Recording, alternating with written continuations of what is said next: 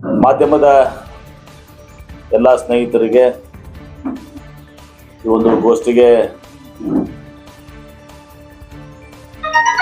ಸ್ವಾಗತವನ್ನ ಕೋರುತ್ತಾ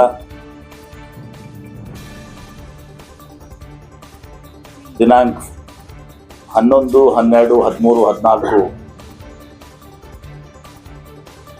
4 ದಿನಗಳ ಕಾಲ ಬೆಂಗಳೂರಿನಲ್ಲಿ ನಡೆದಿರುವ ಜಾಗತಿಕ ಬಂಡವಾಳ ಹೂಡಿಕೆದಾರರ ಸಮಾವೇಶ ಇನ್ವೆಸ್ಟ್ ಕರ್ನಾಟಕ 2025 ಅದರ ಪ್ರಯುಕ್ತ ಈ ಒಂದು ಮಾಧ್ಯಮ ಗೋಷ್ಠಿಯನ್ನು ನಡೆಸಲಿದ್ದಾರೆ. ಬಹಳಷ್ಟು ಮಾಧ್ಯಮ ಸ್ನೇಹಿತರು ವಿಜಯಪುರ ಜಿಲ್ಲೆಗೆ, ಉತ್ತರ ಕರ್ನಾಟಕಕ್ಕೆ ಈ ಬಂಡವಾಳ ಹೂಡಿಕೆದಾರ ಸಮಾವೇಶದಲ್ಲಿ ಏನೆಲ್ಲ ಒಪ್ಪಂದಗಳಾಗಿದ್ದಾವೆ, ಏನೆಲ್ಲ ನಿರೀಕ್ಷೆಗಳಿದ್ದಾವೆ ಅನ್ನೋದನ್ನ ಹೇಳ್ತಾ ಇದ್ರು. ನಾನು ಎಲ್ಲರನ್ನು ಕರೆಸಿ ತಮಗೆ ಮಾಹಿತಿಯನ್ನು ಕೊಡಬೇಕು ಅಂತ ಹೇಳಿದ್ರು ಸಂತೋಷ ಈ ಮಾತನ್ನು ಕ್ವಶನ್ ಕರೆ. ಮೊಟ್ಟ ಮೊದಲನೇದಾಗಿ ಐತಿಹಾಸಿಕವಾಗಿ ಬೆಂಗಳೂರಿನಲ್ಲಿ ನಡೆದ ಇನ್ವೆಸ್ಟ್ ಕರ್ನಾಟಕ 2025 ಜಾಗತಿಕ ಬಂಡವಾಳ ಹೂಡಿಕೆದಾರ ಸಮಾವೇಶ ಅತ್ಯಂತ ಯಶಸ್ವಿ ಸಮಾವೇಶದಲ್ಲಿ ಒಂದು ಅನ್ನೋದನ್ನ ಇಡೀ ಭಾರತ ದೇಶ ಇವತ್ತು ದಿವಸ ಮನಗಂಡಿದೆ. ಬಹಳ ಅರ್ಥಪೂರ್ಣವಾಗಿ ಇವತ್ತು ದಿವಸ ನಾವು ಈ ಒಂದು ಇನ್ವೆಸ್ಟ್ ಕರ್ನಾಟಕ 2025 ಮಾಡಿದ್ವಿ. ನಮ್ಮ ಒಂದು ಥೀಮ್ ಏನಿತ್ತು, ರೀಇಮ್ಯಾಜಿನಿಂಗ್ ಗ್ರೋತ್, ಪ್ರಗತಿಯ ಮರುಕಲ್ಪನೆ. ಆ ಪ್ರಗತಿಯ ಮರುಕಲ್ಪನೆ ಯಾವ ರೀತಿ ಆಗಬೇಕು ಅಂದ್ರೆ ಅದು ಟೆಕ್ ಡ್ರಿವನ್ ಇರಬೇಕು, ಅಂದ್ರೆ ತಾಂತ್ರಿಕ ಶಕ್ತಿಯಿಂದ ಅದನ್ನ ನಡೆಸುವಂತಹದ್ದು ಟೆಕ್ ಡ್ರಿವನ್. ಎರಡನೇದು ಗ್ರೀನ್, ಅಂದ್ರೆ ಪರಿಸರ ಸ್ನೇಹಿ ಆಗಿರುವಂತಹದ್ದು, ಹಸಿರು. ಮೂರನೇದಾಗಿ ಎಲ್ಲವನ್ನ ಒಳಗೊಂಡು, ಇನ್ಕ್ಲೂಸಿವ್ ಅಂತ, ಎಲ್ಲರನ್ನ ಒಳಗೊಂಡು, ಎಲ್ಲವನ್ನ ಒಳಗೊಂಡು ಇರಬೇಕು. ಪ್ರಮುಖವಾಗಿ ನಾಲ್ಕನೇದು ರೆಸಿಲೆನ್ಸ್, ಅಂದ್ರೆ ಏನು ಬದಲಾವಣೆಗಳಾಗ್ತಾ ಇದ್ದಾವೆ, ಬಹಳ ಅತ್ಯಂತ ಒಂದು ಕ್ಷಿಪ್ರಗತಿಯಲ್ಲಿ, ವೇಗದ ಇದರಲ್ಲಿ ಜಾಗತಿಕ ಮಟ್ಟದಲ್ಲಿ ಬದಲಾವಣೆಗಳೇನಾಗ್ತಾ ಇದ್ದಾವೆ, ಆ ಬದಲಾವಣೆಗೆ ಇವತ್ತು ನಾವು ಎದುರಿಸುವಂತ ಒಂದು ಸಾಮರ್ಥ್ಯ ಇರಬೇಕು, ಅಷ್ಟು ಸದೃಢ ಆಗಿರಬೇಕು, ರೆಸಿಲೆನ್ಸ್ ಅಂತೀವಿ. ಈ 4 ಇಟ್ಕೊಂಡು ನಾವು ಮಾಡಿದಾಗ ಇವತ್ತು 11ನೇ ತಾರೀಕಿಗೆ ಸಾಯಂಕಾಲ ಉದ್ಘಾಟನೆಗಂತೂ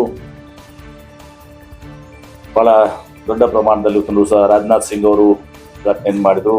ಮುಖ್ಯಮಂತ್ರಿಗಳಂತ ಸಿದ್ದರಾಮಯ್ಯನವರು ಅಧ್ಯಕ್ಷತೆಯನ್ನು ವಹಿಸಿಕೊಂಡಿದ್ರು. ಡಿ ಕೆ ಶಿವಕುಮಾರ್ ಅವರು, ಇನ್ನೂ ಇನ್ನಿತರೆಲ್ಲ ಸಚಿವರುಗಳು ಮತ್ತು ಉದ್ಯಮಿಗಳಂತ ಆನಂದ್ ಮಹೀಂದ್ರ, ಸಚಿನ್ ಜಿಂದಾಲ್, ಕಿರಣ್ ಮುಜುಮ್ದಾರ್, ಆಮೇಲೆ ಜಾಗತಿಕ ಮಟ್ಟದಲ್ಲೂ ಕೆಲವೊಂದು ಇಂಡಸ್ಟ್ರಿಯಲಿಸ್ಟ್ ಎಲ್ಲರೂ ಕೂಡ, ನಮ್ಮ ಗೀತಾಂಜಲಿ ಕಿರ್ಲೋಸ್ಕರ್ ಇರ್ಬೋದು, ಇದು ಬಹಳ ಜನ ದಿವಸದಲ್ಲಿ ಭಾಗವಹಿಸಿದ್ರು. ಯಶಸ್ವಿಯಾಗಿ ಇನಾಗ್ರೇಷನ್ ಆಯಿತು. ತದನಂತರ 12, 13 ದಿವಸ, 2 ದಿವಸ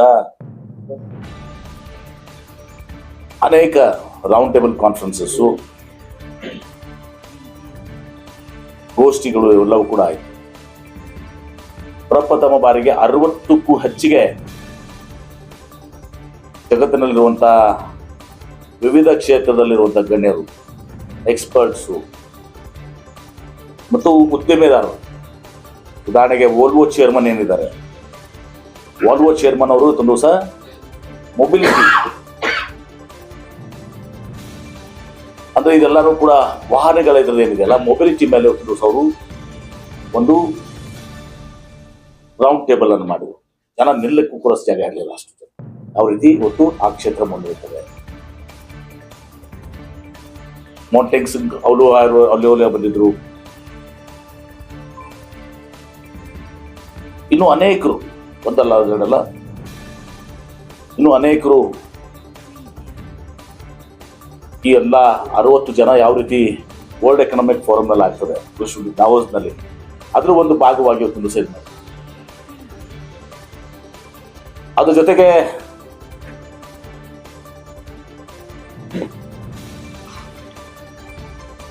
ನಾವು ಅವಾರ್ಡ್ಸ್ ಅನ್ನು ಕೂಡ ನಮ್ಮ ಕರ್ನಾಟಕ ರಾಜ್ಯದಲ್ಲಿ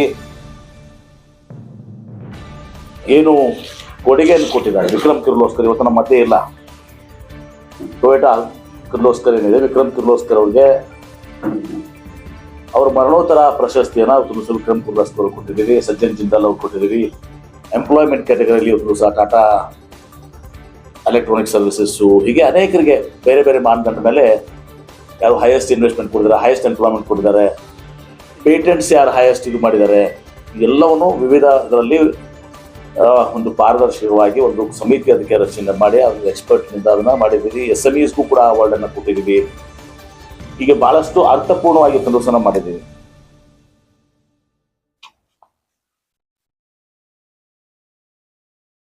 ಅವೆಲ್ಲವನ್ನ ಕೂಡ ನಿಮಗೆ ನಾನು ಶೇರ್ ಮಾಡ್ತೀನಿ. ಈಗಾಗಲೇ ಬೆಂಗಳೂರಲ್ಲಿ ಮಾಧ್ಯಮ ಗೋಷ್ಠಿಯನ್ನು ಮಾಡಿ ಇವತ್ತು ದಿವಸ ನಾವು ಎಲ್ಲ ಮಾಡಿದ್ದೀವಿ. ಸುಮಾರು ಡಿಟೇಲ್ ಹೋಗುದಲ್ಲ, ಸುಮ್ಮನೆ ಈ ಒಂದು ಇದರ ಅಂತಿಮ ಅಂಗವಾಗಿ 10 ಲಕ್ಷ ಕೋಟಿ 10.27 ಲ್ಯಾಕ್ಸ್ 10,27,000 ಕೋಟಿ ಒಂದು ನಮ್ಮಲ್ಲಿ ಬಂಡವಾಳ ಹೂಡಿಕೆಯ ಒಪ್ಪಂದಗಳು ಇವತ್ತೊಂದು ದಿವಸ ನಮ್ಮ ಜೊತೆಗಾಗಿದ್ದಾವೆ. 6 ಲಕ್ಷ ಜನರಿಗೆ ಉದ್ಯೋಗ ಸಿಗ್ತದೆ.